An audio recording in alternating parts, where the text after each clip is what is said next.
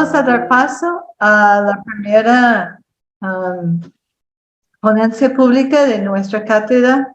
Las personas al inicio eran hombres, ¿verdad? Estos hombres que iniciaron este corriente de teología y pusieron este nombre de liberación, insistían que la teología tiene que partir desde un análisis del contexto. Recuerdo siempre la frase de Fray Beto, ¿no? Es imposible pensar a Dios con la cabeza si uno no sabe dónde están sus pies. Entonces, por eso estamos iniciando nuestro proceso de reflexión en nuestra cátedra con un vistazo hacia el contexto latinoamericano de hoy. Ya Ángel nos ha ayudado a recordar un poco del contexto de hace 50 años, el fracaso de los procesos de desarrollo que terminaron siendo un proceso de saqueo de los recursos de la región, los gobiernos militares. Quiero recordar especialmente lo que pasaba aquí en Centroamérica, de donde viene el que nos va a traer el análisis de contexto. Aquí en Centroamérica, las fuerzas represivas en el contexto de la Guerra Fría hicieron mucho para evitar cualquier proceso de cambio social. Miles de personas perdieron sus vidas. Y en las siguientes décadas hemos visto cómo estas transformaciones sociales tan deseadas no han llegado o han sido distorsionadas hasta traicionadas. Entonces aquí nos encontramos en la tercera década del siglo XXI preguntándonos cómo debemos entender el contexto en que estamos hoy. Y la persona que hemos invitado para iniciar nuestra jornada de reflexión es Dagoberto Gutiérrez de El Salvador. Y Dagoberto me envió esta biografía para compartir con ustedes para iniciar este espacio. Dagoberto nació en Chacchupa, El Salvador, en 1944, en medio de la huelga general contra el dictador Osmin Aguirre Salinas. Después de sus estudios de primaria y secundaria, estudió Derecho en la Facultad de Derecho de la Universidad de El Salvador a partir de 1962. Ahí se incorporó a la izquierda estudiantil y al Partido Comunista de El Salvador. Desde este momento su vida se desarrolló entre los espacios abiertos y clandestinos, pero en todo momento dedicando mucha energía a la organización de la parte más débil y vulnerable de la población. Esta década se hizo en el aprendizaje político en las luchas electorales, hasta llegar a la década encendida de los años 70. En estos años fue secretario general de la Juventud Comunista y presidente del Consejo Estudiantil Provisional. La matanza de febrero de 1977 en la Plaza Libertad abrió plenamente el camino a la guerra popular. Y la creación de FMLN en 1980 aseguró la alianza de las 5 organizaciones político-militares que llevaron la guerra hasta su fin negociado en 1992. Dagoberto fue jefe guerrillero durante la guerra y fue uno de los negociadores y firmantes de los acuerdos de paz, como parte del Partido Comunista Salvadoreño, que pusieron fin a la guerra de 20 años.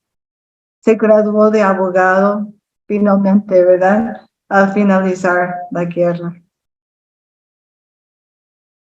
La década de los 90 del siglo pasado abrió el periodo de posguerra. Desde este momento su lugar ha estado y está en el terreno de la resistencia para hacer política y construir alternativas para transformar revolucionariamente la sociedad. Actualmente es vicerrector de la Universidad Luterana Salvadoreña. Entonces, Dagoberto, le damos la bienvenida a este espacio de reflexión y adelante.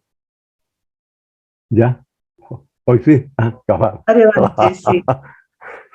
Y me eché un gran discurso y ustedes no oyeron. Decía que vos, Carlita, hiciste una buena presentación, porque El Salvador es un país de 20,000 kilómetros cuadrados, con unos 8 millones en El Salvador y unos 3 o 4 millones en los Estados Unidos. Y unos 100,000 o 200,000 en otras partes. Pero todos los salvadoreños que están afuera del país están amorosamente vinculados a su patria. Amorosamente vinculados a su patria. Si algo nos ha enseñado la lucha, es amar al país en el que uno nació. Ahora, esa guerra duró 20 años. Sangrienta, mortal, combatiendo todos los días. Y las iglesias siempre estuvieron con nosotros. Esta es una maravilla. Por eso nosotros crecimos en la lucha política, construyendo buenas relaciones con las iglesias, entendiendo que Dios es un aliado seguro, que no te falla, que no te engaña, y que está con vos en los tiempos buenos y en los tiempos malos. La teología de la liberación, como una reflexión teórica y política, filosófica, histórica, nos ayudó mucho a entender el momento. Y yo era dirigente del Partido Comunista. Comunista desde los 15 años. En la clandestinidad más espesa para salvar la vida. Y el cristianismo siempre estuvo con nosotros. Los curas, las monjas, siempre. Esta es una experiencia muy importante. Entonces nosotros nos desarrollamos sin problemas en la cabeza con el tema Dios y con el tema de la iglesia. Éramos hermanos, éramos aliados. No es casual que cuando la lucha se encendió, fueron sacerdotes y monjas los primeros que fueron asesinados. De tal manera que cuando nos encontramos en el camino con la teología de la liberación, fuimos a su encuentro con alborozo. Porque esa fue una luz que nos alumbró el camino. En un mundo de matanzas, de asesinatos, de represión, se necesita una luz y firmeza mortal para no ceder. Pero uno necesita en el corazón y en el cerebro luces. Y ahí estuvo la teología de la liberación. Y yo era dirigente del Partido Comunista, secretario general de la Juventud Comunista. Miren qué experiencia. Es decir, que en los caminos sociales, el vínculo se construye en un escenario de multiplicidad de colores y de olores. Solo en ese escenario multicolor se construye un camino que todos reconozcan como el único camino, que todos reconozcan como el único camino. Y el Dios es el amigo de lo justo. El Dios es el amigo de lo conveniente, de lo necesario. Así libramos esa guerra. Ahora bien, en el mundo de hoy hay muchas transformaciones y también muchos cambios. Los mismos seres humanos hemos cambiado. Pero nosotros libramos esta lucha en un mundo unipolar,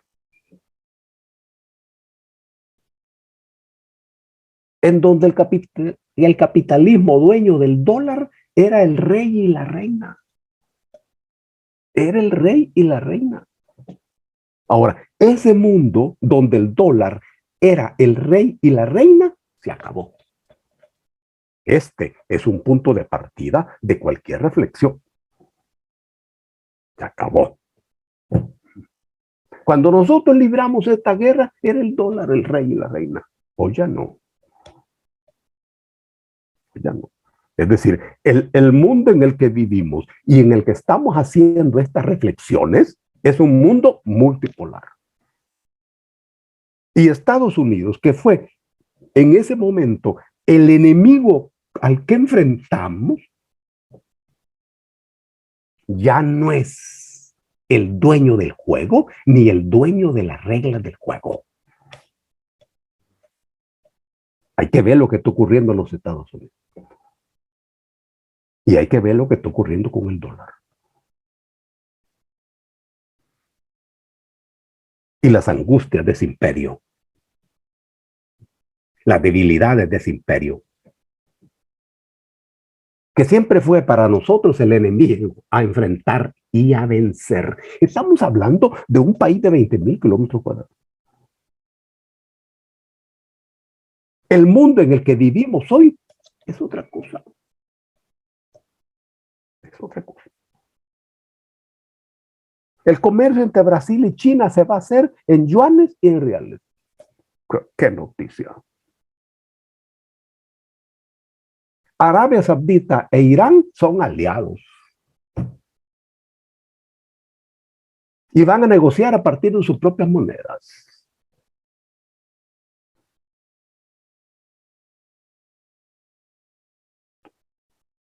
Una parte importante del mundo va a negociar en yuanes y en rublos.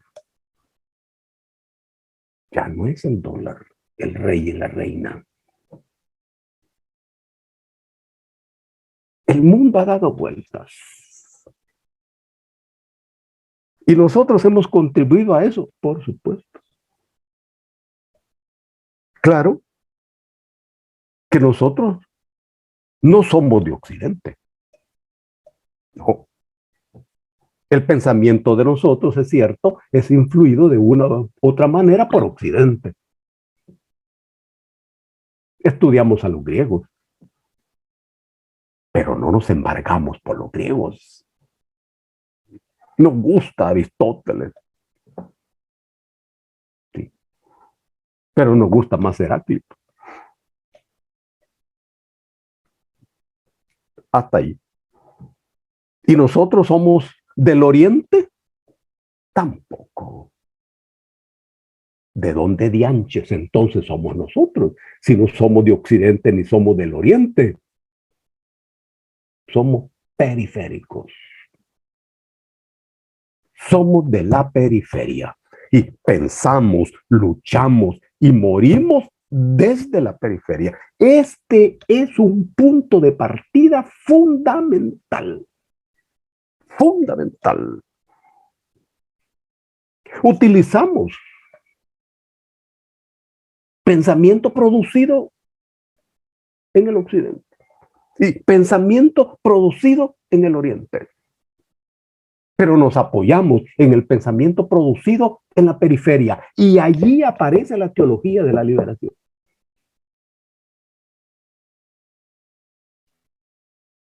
Por eso nos dio resultado.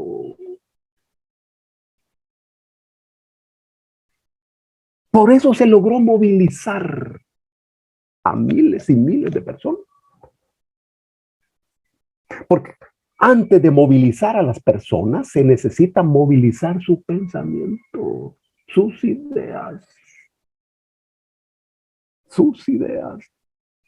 Porque en ese territorio de las ideas es donde se da una pelea mortal.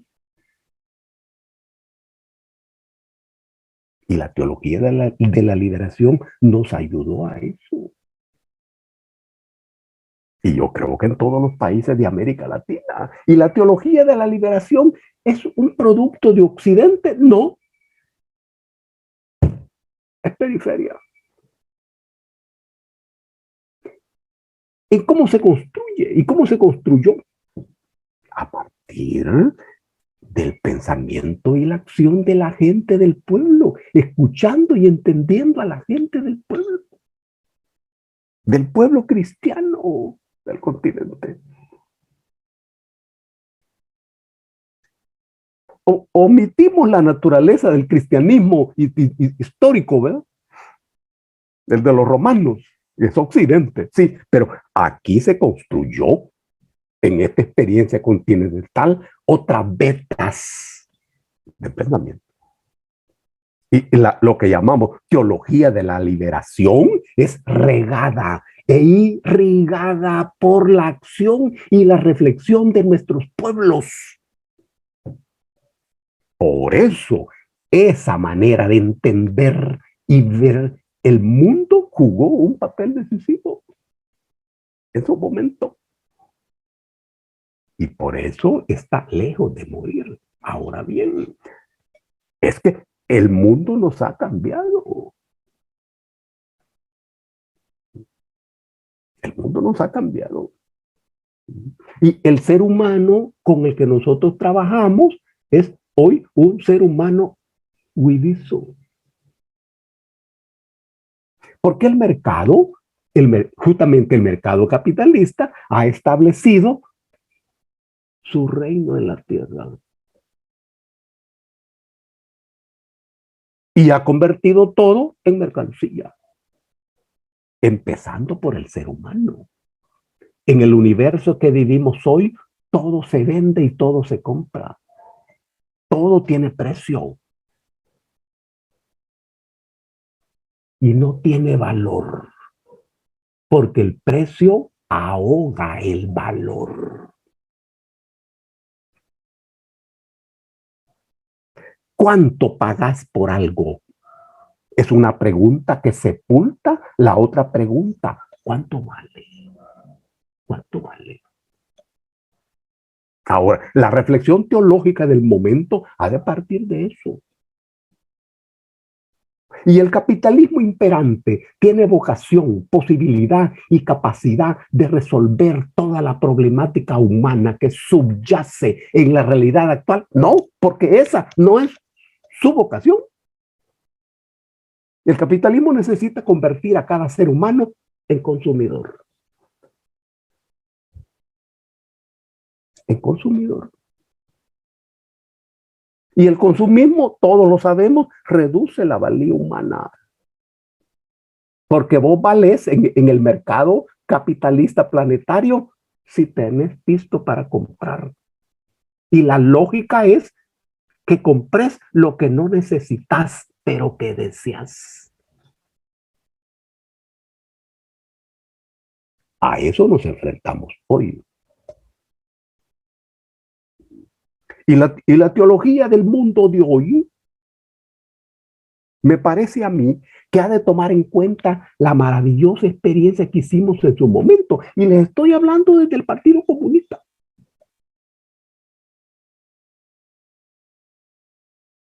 Hicimos una maravillosa experiencia.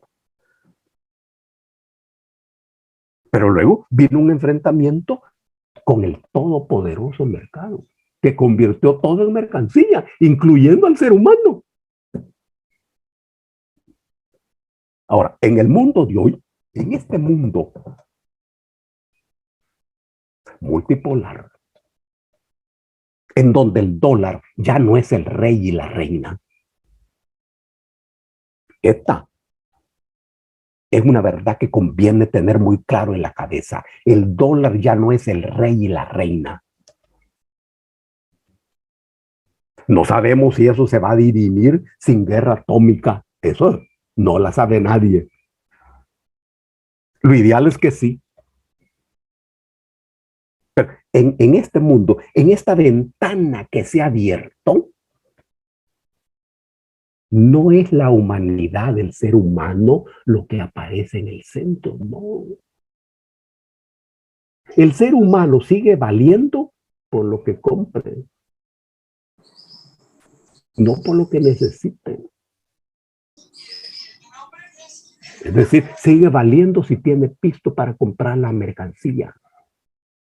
Y no la mercancía que necesite, sino la mercancía que desee, aunque no la necesite. Ahora, un primer punto para nosotros. El examen lo más minucioso posible es del momento actual. En cada uno de nuestros países, esta fenomenología planetaria sin duda se expresará de manera diferente, pero tendrá siempre líneas comunes. Segunda línea de reflexión, el ser humano. ¿Qué cambios y qué transformaciones ha experimentado en este escenario turbulento los seres humanos? Y aquí no estoy hablando de los obreros, de los profesionales, de los empresarios, no, estoy hablando de la humanidad, el ser humano. ¿Qué papel juega?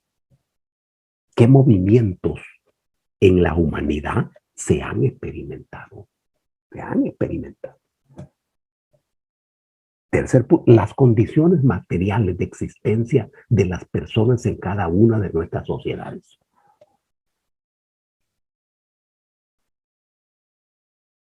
Y aquí se supone que el ejercicio de escuchar a la gente, a los jóvenes, sobre todo a los jóvenes, a los muchachos y las muchachas, pero también escuchar a los adultos que tienen experiencia,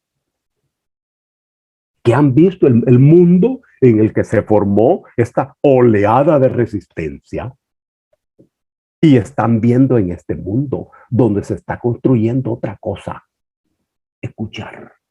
Para nosotros en este momento, cada ser humano es una gigantesca fuente de conocimiento. Es cierto que toda esta temática conviene estudiarla y reflexionarla científicamente, históricamente. Todo eso es cierto. Todo eso es cierto. Pero también es cierto que tenemos que ir con la gente y a la gente. Porque nos equivocaríamos nosotros si pensamos que la gente no está pensando en lo que está ocurriendo. No lo estará pensando a la altura de una academia de ciencias, pero la gente está pensando en lo que está ocurriendo. Está mirando y también está observando. Y está haciendo comparaciones. Necesitamos saber ese conocimiento que está corriendo en las calles de nuestras ciudades y en los campos de nuestras zonas rurales. ¿Se trata de renunciar a la teología de la liberación? No, claro que no. Claro que no. Se trata de seguir aprendiendo de la lucha por la liberación y de la nueva relación entre la teología y la liberación de los pueblos. Porque ese escenario de la liberación de los pueblos se nos ha movido, se nos ha cambiado, se nos ha cambiado. Y en el camino de la liberación, hoy nos encontramos con el poderoso mercado que fija las reglas y que fija el juego. que inunda la sociedad humana de mercancías, en donde cada ser humano vale si puede adquirir mercancías. Ahora, ¿cómo eso está impactando en los seres humanos? La construcción de una teología, de una nueva teología, responde a la construcción de una nueva liberación. No se trata de negar la teología de la liberación, no. Se trata de construirle a esa teología nuevas bases de reflexión a partir de nuevos hallazgos de conocimiento en la nueva realidad de la que peleamos hoy, en la que luchamos hoy.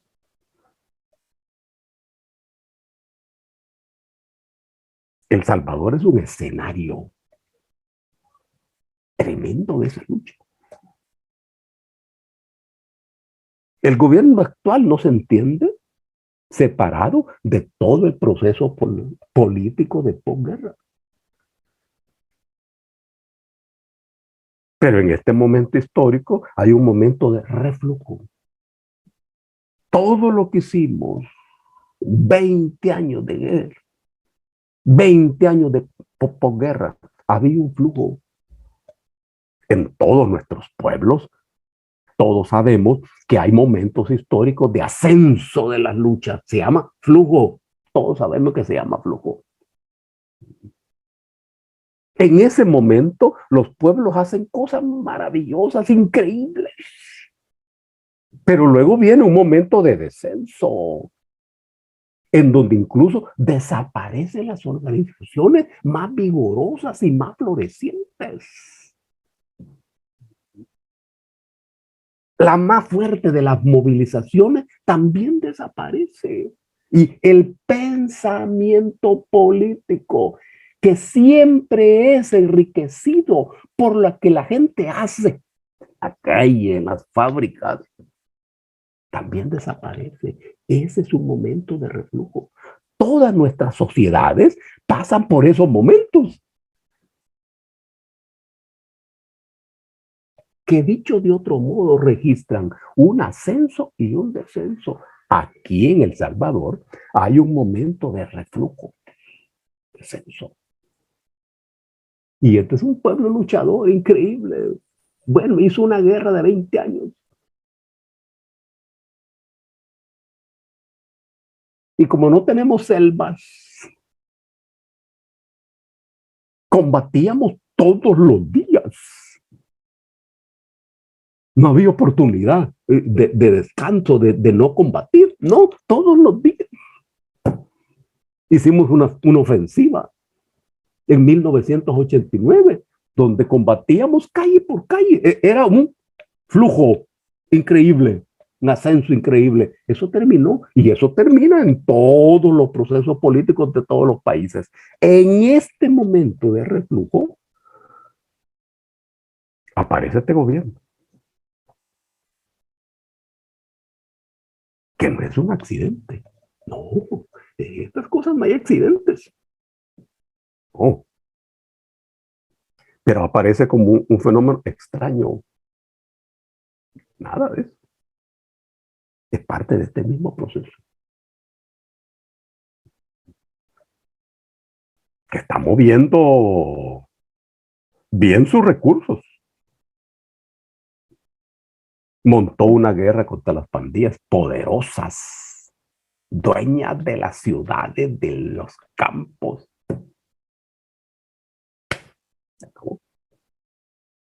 Y está tomando otras medidas. ¿Cuál es la posición de las iglesias católicas y protestantes? Tienen diferente posición, lo cual es normal. Ahora, ¿y cuál es la posición de los fieles de las diferentes iglesias? Verse liberados del peso de las pandillas es un gran descanso. Pero eso no significa verse liberado de la ausencia de pan, de trabajo, de salario. ¿Y hay reflexión teológica? Sí. Siempre hay. Aquí estamos hablando mucho con la gente, aprendiendo de la gente. Todo esto tiene una base teórica, científica. Pero de repente vos podés estar haciendo una gran reflexión científica y la gente pensando otra cosa. Y como la gente es la que hace las maravillas, no las teorías, hay que saber siempre qué está pensando la gente. No parece que en el caso de nosotros, en los diferentes países, a aprender de lo que la gente está pensando es fundamental. Y todo lo que hicimos en la teología de la liberación en su momento, el aporte de esos maravillosos teólogos brasileños, sigue vivo. Pero vamos a seguir caminando con los pies de esa reflexión. Quizás no, necesitamos otros pies. Pero sin renunciar a esos aportes, porque la clave hoy es qué piensa, qué siente las masas cristianas en nuestro continente. ¿Son las mismas de la década del 60 y 70 del siglo pasado? No, claro que no. Claro que no. En el caso de nosotros, una buena parte de su familia está en los Estados Unidos.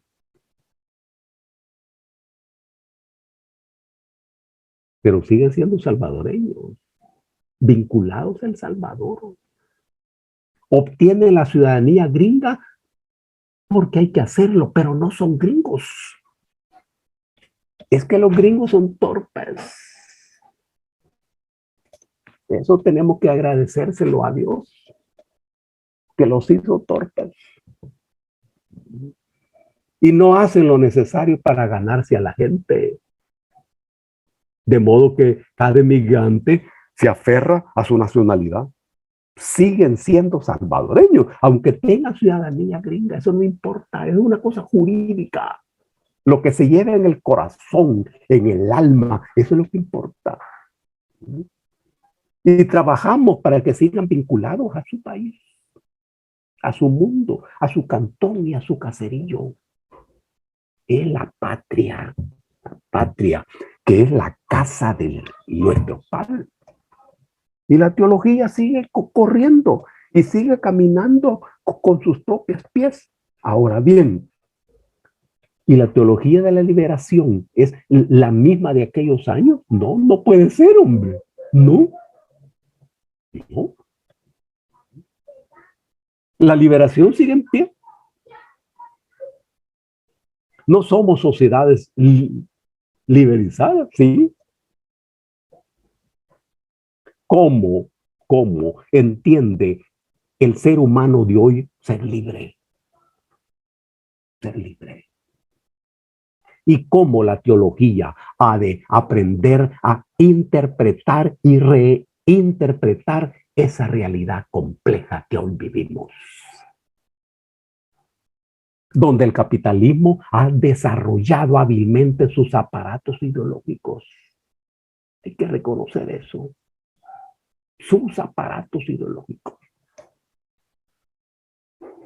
Pero la teología que nosotros pensamos tiene que ser de liberación. Tiene que ser de liberación. Esa es la teología que pensó Cristo. Que no hacía reflexión religiosa, no, sino de liberación. El encuentro entre esta teología y esta liberación es permanente. Ahora, ¿la teología es la misma? No. ¿Y la liberación la misma? No.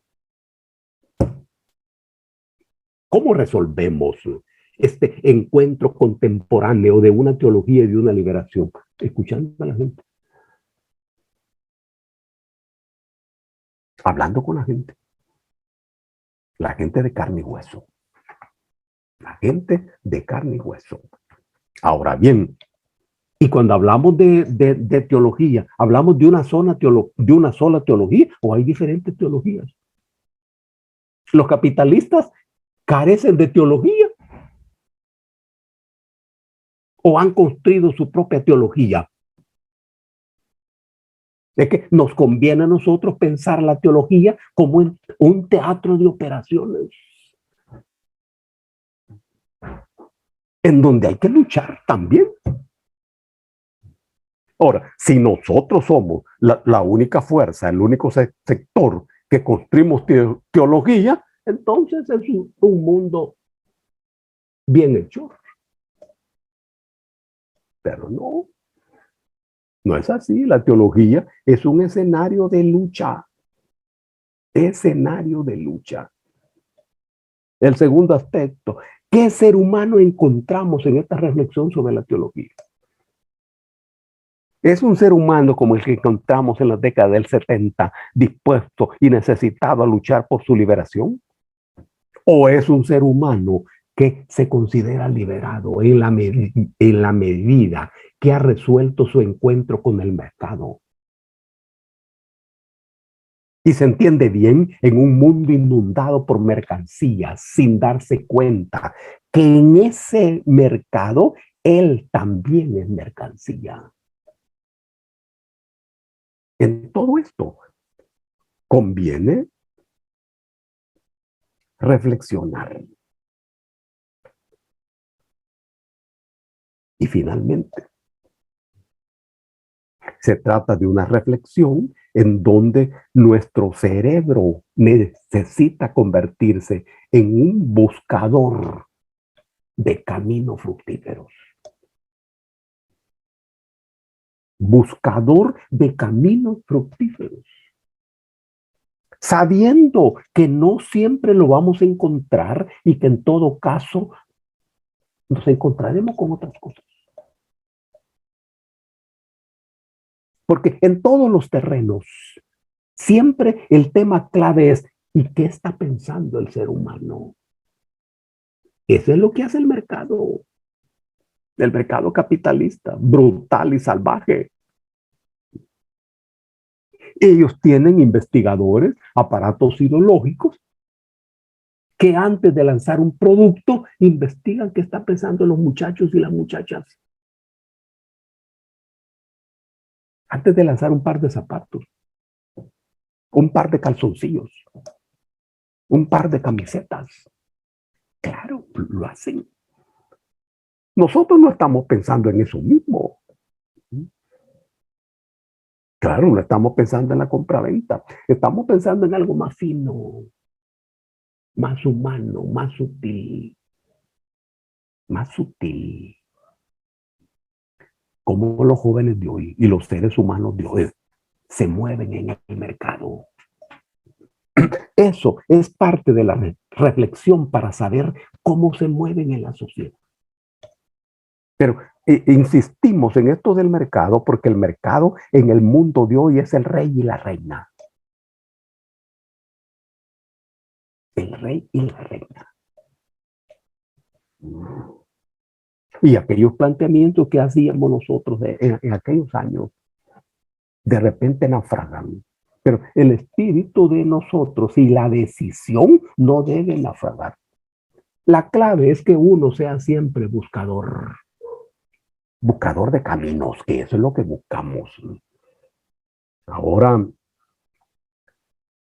la teología busca descubrir tres cosas.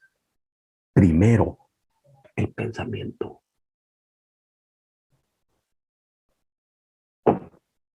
Todos los seres humanos tenemos pensamientos. ¿Qué está pensando en este momento los seres humanos? Pero también necesitamos descubrir intereses. ¿Cuáles son los intereses? Sabemos que un interés se define como una necesidad organizada. A la base de cada interés hay una necesidad. Una necesidad. Y una necesidad se define siempre como una falencia. Ahora, cuando esa necesidad toma forma en la cabeza, se convierte en un interés. Todos los que en el pasado fortalecimos esa teología de la liberación. Hicimos esto. Cuando nosotros les preguntábamos a los compañeros que se incorporaban a la guerrilla, ¿cómo se iban a llamar? Ellos usaban el nombre de los curas que los habían incorporado. Y las muchachas usaban los nombres de las monjas de los conventos. El ser humano en todo este proceso es una maravilla. Por eso, descubrir los intereses es clave. Nos equivocaríamos nosotros si intentamos descubrir esos intereses. No, ellos lo tienen que decir. Y luego, entender las ofensas estructurales. Porque en el mundo de hoy, dominado por el mercado capitalista, hay ofensas estructurales. Si algo caracteriza al ser humano, es su condición de ofendido estructural, ofendido estructural.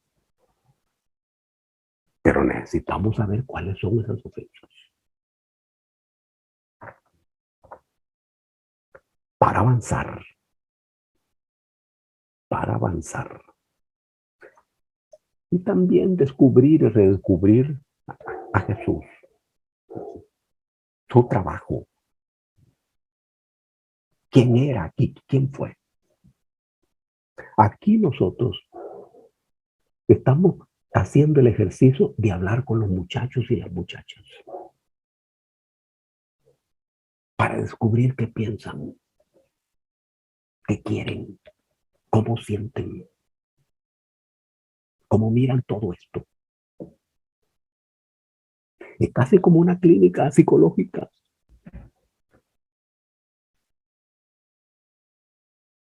Y esa es una experiencia maravillosa.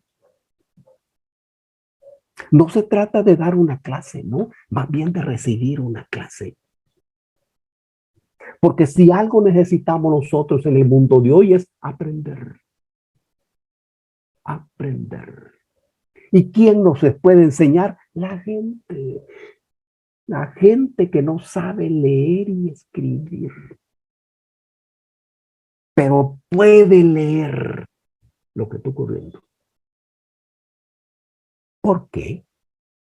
Porque lo que el mercado está haciendo lo está escribiendo en el cuerpo de los seres humanos. En el estómago de los seres humanos, en el cerebro de los seres humanos. Ese es otro alfabeto, el alfabeto del mercado. Por eso, la relación con la gente es fundamental. Y aquí aprendemos de Jesús. Miren cómo hablaba él con la gente, cómo escuchaba a la gente, tomaba en cuenta la opinión de la gente. Hay que acudir a eso.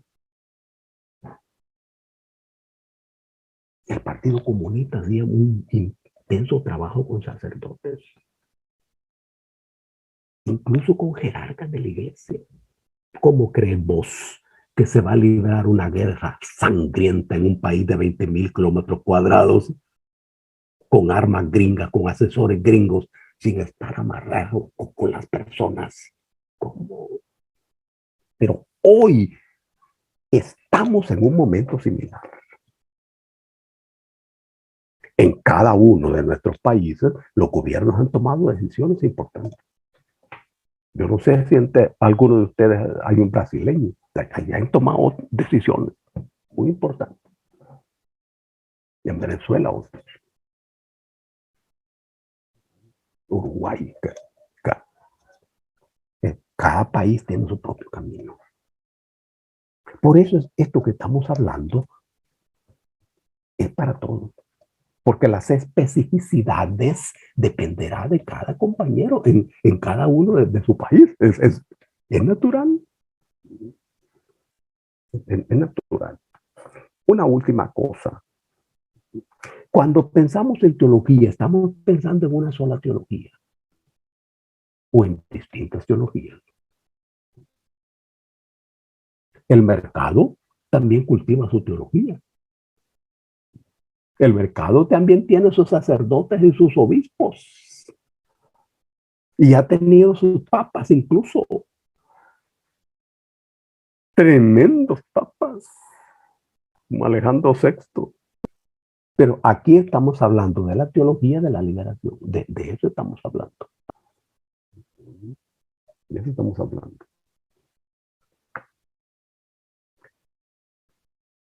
Estamos hablando de los seres humanos que se alejan de la religión como encadenamiento del ser humano y entiende la religión como un factor de liberación, en donde no se pone en el centro la religión misma, no, sino se pone en el centro al ser humano. Y estamos pensando en el cultivo de un cerebro político buscador de caminos fructíferos. Estas son cosas en las que nos parece a nosotros que podemos pensar y podemos avanzar. El momento histórico del planeta casi nos exige ese avance. Casi nos exige ese avance. Miren Europa, en lo que se ha convertido en el patio trasero de los Estados Unidos. Ya no somos los latinoamericanos, no, es increíble. Son esos franceses, esos alemanes. Que al final se han dado cuenta que lo que Occidente ha hecho es robarle siempre la riqueza y la materia prima a los otros países. Eso hicieron con nosotros desde 1492. Eso hicieron con los indios, los ingleses, desde que capturaron ese país de 3 millones de kilómetros cuadrados, siendo ellos una pequeña isla de 250,000 kilómetros o un poco más. Muy bien, esa dependencia colonial se acabó. Los están echando de África. Por primera vez en la historia, esos países se están mirando el ombligo y están descubriendo lo que son. Y por eso caminan como corderitos detrás de los gringos. Este es un momento extraordinario. Momento extraordinario. Que exige una nueva liberación. Y una nueva teología. Todo factible. Porque en ningún momento como hoy el ser humano necesita liberarse del mercado que funciona como dictadura y de las dictaduras políticas que funcionan como mercado. Un abrazo para todos. Manténganse maravillosos aquí, así como son teólogos de la liberación y teólogas también de la liberación. Estudiemos todas las noches y todos los días. Hablemos con la gente y aprendamos de la gente. Y Dios que nos socorra. Ah, si hacen preguntas, está bueno, pero que sean fáciles. No vayan a hacer preguntas difíciles. Esas preguntas difíciles están prohibidas en el reglamento que acaban de aprobar la Carlita con Ángel. Bueno, muchísimas gracias, Roberto. Desgraciadamente yo creo que todas las preguntas que tenemos son preguntas difíciles y que va a requerir la sabiduría de todos y todas para ir en el camino construyendo las respuestas. Por supuesto. Ha habido una conversación en el chat muy fluida, pero no sé si vamos a poder ir leyendo.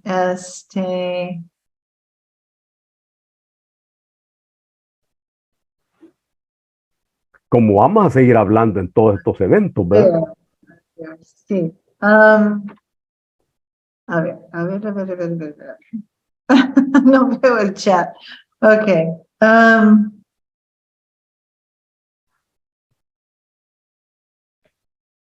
Ok.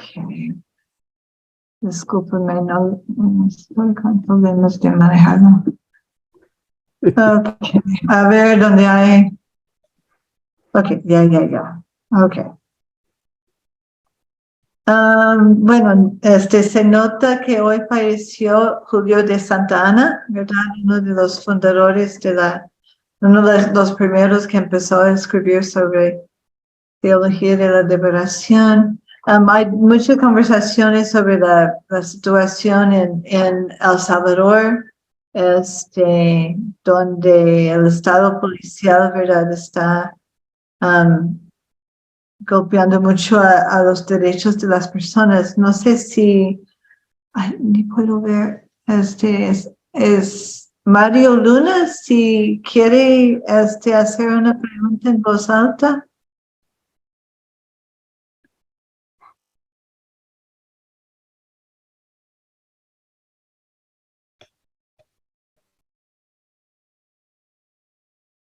Pero ¿te referiste a una pregunta vos, Carlita?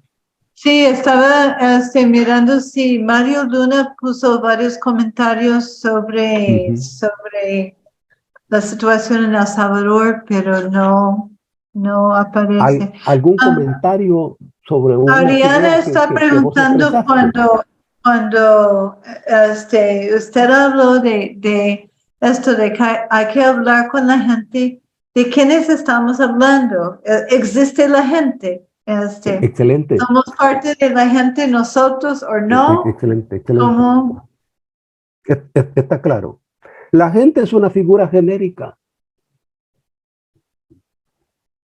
Es una figura genérica, pero menos genérica que la figura de los humanos. Pero sigue siendo genérica. La gente en cada uno de nuestros países cambia. Cuando hablamos de gente, nos referimos a los obreros, a los estudiantes, a los profesionales, a los pobladores, a los campesinos. Es una variedad, es una variedad. Cada una de estas personas tiene sus propios intereses, sus propios intereses. Eso quiere decir que tiene su propia manera de mirar y entender el mundo a partir de sus propios intereses. No se trata de un lente intelectual, no.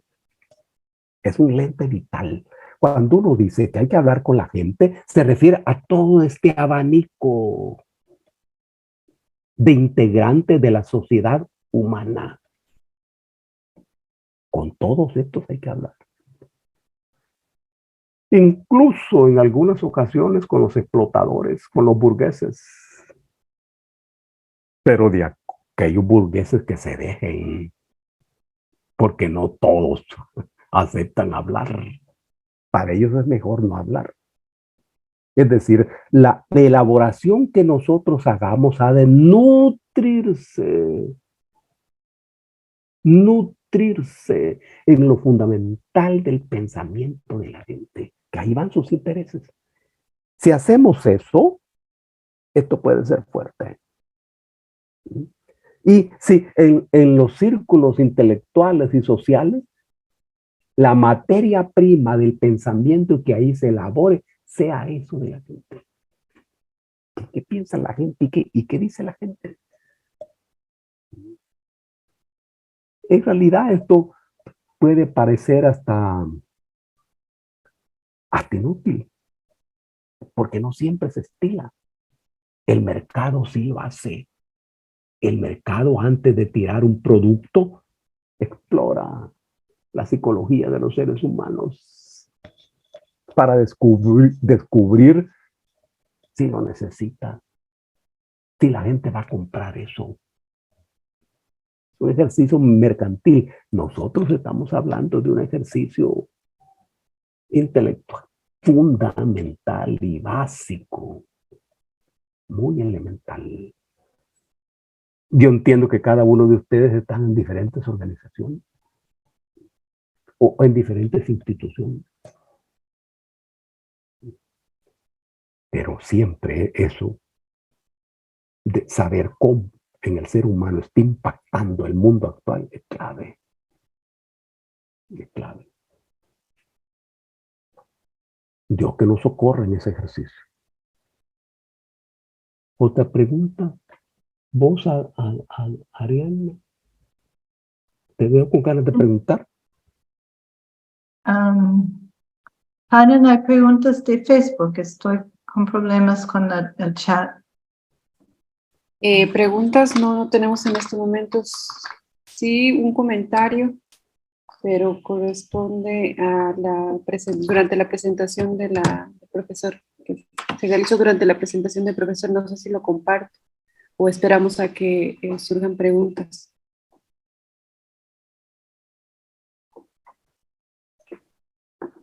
Sí, ¿es pregunta o comentario? Comentario. Bueno, se podría compartir Es la pregunta de Caleb Urbina y dice: la teología de la liberación siempre fue y es el brazo religioso de los gobiernos izquierdistas de Latinoamérica. Un rotundo fracaso. Los hechos lo demuestran. Ese es el comentario. Sí. Repetilo, Karencita, por favor. La teología de la liberación siempre fue y es el brazo religioso de los gobiernos izquierdistas de Latinoamérica. Un rotundo fracaso. Los hechos lo demuestran. Estás diciendo que fracasó la teología de la liberación. Eso es lo que comenta Caleb Urbina. No sé si... Es que el mundo fue cambiando. Y el mundo cambió. Es decir, el contexto cambió. Nos cambió.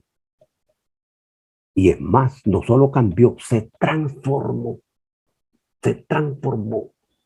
Entonces, para nosotros, hay dos cosas frente a ese contexto que se cambia. Hay retos y hay desafíos.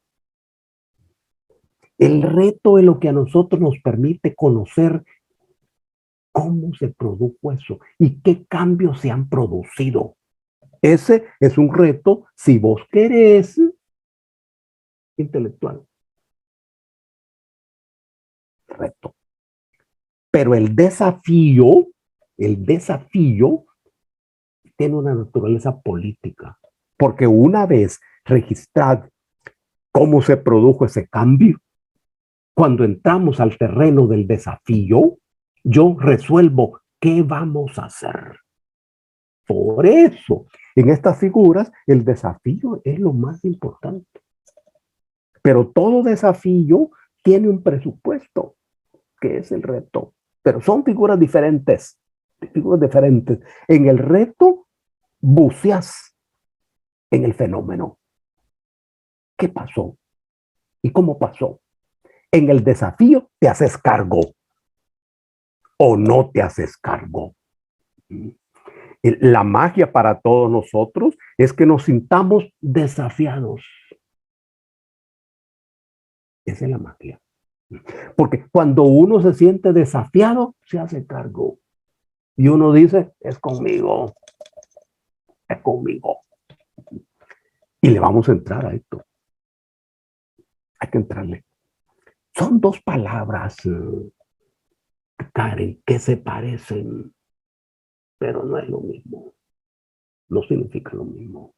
Y nosotros somos quizás el único animal que construye el desafío. Otros animales, si vos querés, son más prácticos. Cuando un leopardo se considera perseguido por las hienas, simplemente corre y se sube en palo. Ahí resolvió. En ningún momento se siente desafiado. No. Nosotros no. Nosotros no. Nos hacemos cargo. Ese es el desafío. Y hoy en el terreno de la teología de la liberación, eso es lo fundamental. El reto es el registro objetivo de lo que está pasando en la realidad. Ese es el reto. Pero el desafío es lo que resuelve el tema. ¿Y qué dianche voy a hacer yo? Es el desafío. Para todos nosotros, en los diferentes países, por eso el tema fundamental es el desafío. Pero no podemos renunciar al reto, porque eso es lo que nos permite descubrir en el marasmo de acontecimientos qué es lo que está pasando. Buena pregunta, Karencita. ¿Dónde sos vos? Muchas gracias. Yo soy de Bolivia, profe. Muchas gracias. ¿Dónde? De Bolivia. Ah, de Bolivia. De La Paz. Del Alto, de La Paz. Sí, Ya, es más alto que La Paz, ¿verdad? ¿Y sí, cómo haces? mucho. ¿Y cómo haces con ese gran frío? Ya uno se acostumbra, nace. Ya sí. Ahí naciste, en La Paz. Sí, sí. Ahora estoy aquí en Costa Rica, pero yo nací en el Alto, un lugar muy Anda siempre abrigada. Siempre, siempre con una chamarra y con Fíjate. paraguas. Ojalá conozcas El Salvador algún día. Sí, Dios quiera que sí. Te das Gracias, cuenta. profe. La ONU resolvió que El Salvador era el país más bonito del mundo. ¿No me Me crees? imagino que sí. Usted no me cree. Otra pregunta, pero fácil. Esa es la condición. Había una pregunta que hizo Neri, ya no la veo. Ella había preguntado, pero eso, hablar del mercado así como el rey y la reina de ahora, pero este mercado tiene nombres y apellidos. Hay corporaciones, hay personas, hay gobiernos. Entonces, ¿qué hacemos con eso? Brillante. ¿Cómo nos organizamos para llevar a cabo la lucha contra Está claro. estos que sí tienen nombres y apellidos? Está claro. Brillante reflexión. Brillante reflexión. Cuando yo me refiero al mercado, me refiero al mercado capitalista. Porque para nosotros los seres humanos, ¿no? ¿De qué se trata el juego? De convertir a ese mercado en instrumento de nosotros. Es decir, trastocando el orden.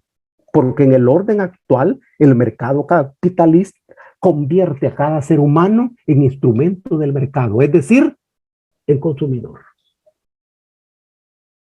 Y para ese mercado capitalista global, poco importa que la mercancía que el ser humano adquiera resuelva sus necesidades, de que el mercado no esté en función de eso. Cuando nosotros hablamos del mercado, estamos hablando que las comunidades han de aprender a usar el mercado como su instrumento. Y a descubrir que el mercado es un teatro de lucha. Es un teatro de lucha. Y cuando los sectores populares intenten construir su mercado, se enfrentarán con el poderoso mercado capitalista que casi siempre tiene el respaldo de los gobiernos de sus países. Casi siempre. Entonces, para las comunidades construir su propio mercado pasa por una política frente a los gobiernos. Mira cómo es la cosa. Cuando hay cambios en los gobiernos de los países y estos gobiernos tienen vinculaciones con la gente, vos te das cuenta de la posición de los gobiernos frente a ese mercado capital. En definitiva, para nosotros, de lo que se trata es de convertir ese mercado en un teatro de operaciones y en una disputa. Ese es el asunto. Que darle vuelta a la lógica del capitalismo.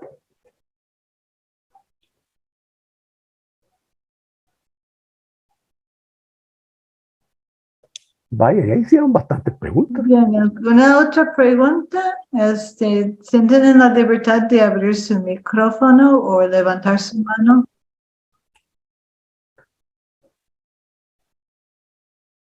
¿Qué dijiste, Calita? Yo no veo. Si no hay más preguntas. Si no hay más preguntas. Como vamos a seguir hablando, ¿verdad? Sí. Bueno, vamos a seguir hablando 3 días más aquí en Sí, la va. cátedra. Vale. Muy bien. ¿Va? Cuídense mucho. Cuídense mucho. Muchísimas gracias. Nos dio Abríguense. mucho que pensar. Los que para viven en iniciar lugares fríos, nuestra jornada de tomen agua. Los que viven en reflexión. lugares calientes. Muy bien. Coman frijoles. Entonces, muchísimas gracias. Un abrazo Les- para todos. Manténganse lindos y pensando. Muy Y bien, subversivos. muchísimas gracias. Cuando el ser humano deja de ser subversivo, ya se complicó. Muy bien. Bueno, mañana en este Yo- mismo link, este enlace, van a encontrar la charla pública a las 10:30 de la mañana. José Ignacio González Paus va a estar con nosotros. No veo si Hansel está para... Carla, si me permitís. Ajá. Adelante. Sí. Bueno, para ir cerrando esta noche, voy a compartir las actividades de mañana y Karen nos va a compartir un enlace donde pueden encontrar los accesos porque son distintos para distintos eventos. Pueden encontrar los accesos para el Zoom. Mañana tenemos a las 10:30 de la mañana la segunda ponencia pública con el profesor José Ignacio González Faust. El título es Pasado y presente de la teología de la liberación, una evaluación crítica en retrospectiva. Pasamos de nuestra mirada al contexto hoy a una mirada retrospectiva y crítica de la teología de la liberación a cargo del profesor José Ignacio González Faust. Previo a esa presentación, a las 8 de la mañana, tenemos 2 mesas temáticas simultáneas. Por eso les invito a ver el programa donde pueden encontrar los enlaces respectivos. La primera mesa es Contribuciones a una relectura bíblica liberadora en el siglo XXI. En esa mesa habrán presentaciones, en el programa pueden ver exactamente cuáles, y tiempo para conversación, para debate. La segunda mesa es aportes epistemológicos para una teología de la liberación del siglo XXI. Esas 2 mesas son de 8 a 10 de la mañana y luego en la tarde les invitamos a las mesas 3 y 4 también simultáneas a las 2 de la tarde hora de Costa Rica. La mesa 3, contribuciones teóricas a las hermenéuticas latinoamericanas de liberación. Y la mesa 4, procesos sociales y praxis de liberación en América Latina desde la teología de la liberación. Así que esas son las actividades. Un día lleno mañana. Cordialmente invitados e invitadas. También mañana a las 4:30 habrá un espacio, un café teológico, es un espacio abierto para venir a escuchar un poco de resumen de la mesa que no logró asistir y un espacio abierto para el debate a las 4:30 de la tarde. Así vamos a estar cerrando el día mañana.